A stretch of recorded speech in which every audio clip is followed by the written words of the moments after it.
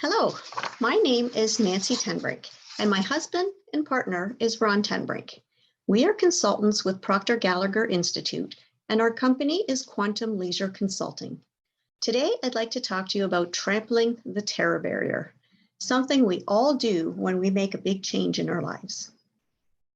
When you set goals, and you should if you want to grow, you should set a C-type goal. An A-type goal is something you've already done and you know how to get. A B-type goal is something that you can accomplish if certain plans come together. If you sell this and you collect money owed to you, etc., then you can accomplish this goal. A C-type goal is something that you've never done before and you have no idea how to accomplish. It's your fantasy. Most people don't hit their goal because they set the wrong one. Your goal should scare and excite you at the same time. When you're going after your C goal, you will come face to face with the terror barrier. You have to gain an understanding of what's going on and crash right through it. Otherwise, you'll go right back to where you were before you started. Anyone who has accomplished anything big has faced the terror barrier. There are 4 steps in the psychological process of experiencing growth dealing with the terror barrier.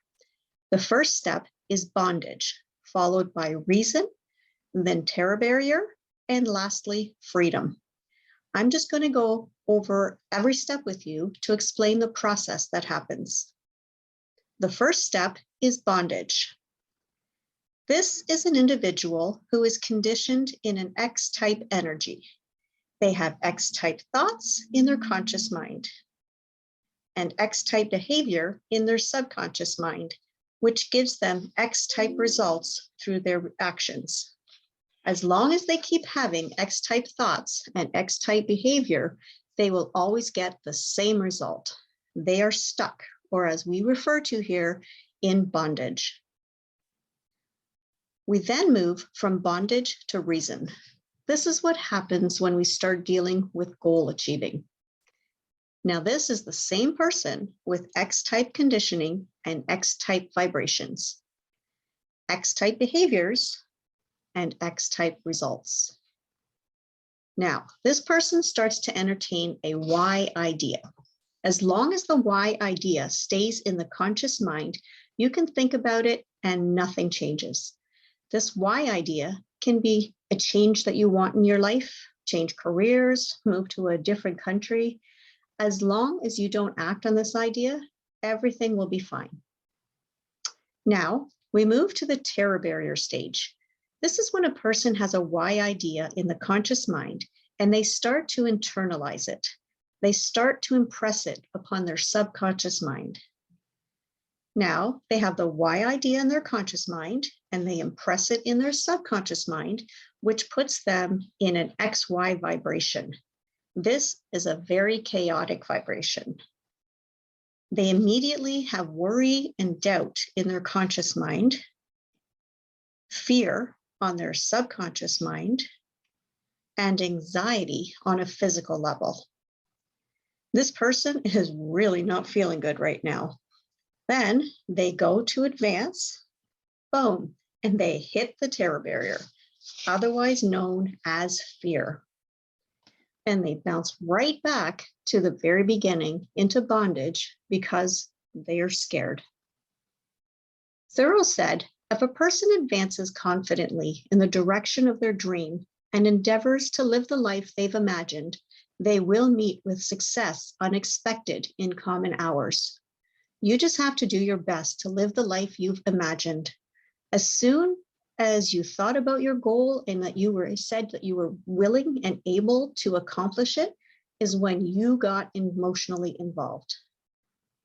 If you give it everything you've got and understand what's causing you to have fear, you will break right through the terror barrier, right into freedom. Once you have freedom, you'll still have fear, but if you keep getting emotionally involved with it and you use repetition over and over again in your subconscious mind, then eventually the X vibration gets replaced with the Y idea.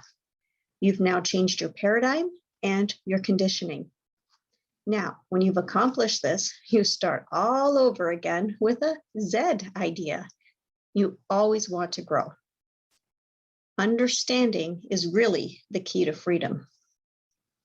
You'll either step forward into growth or you'll step back into safety.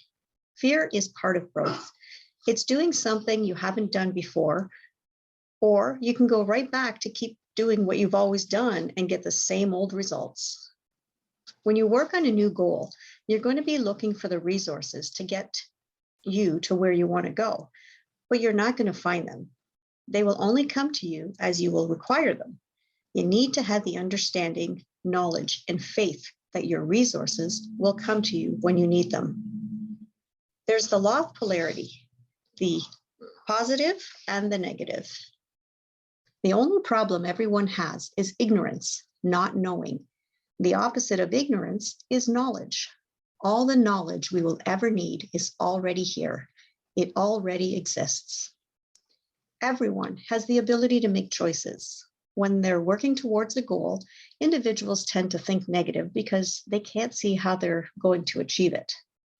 As soon as they start thinking negative, worry and doubt starts in their conscious mind.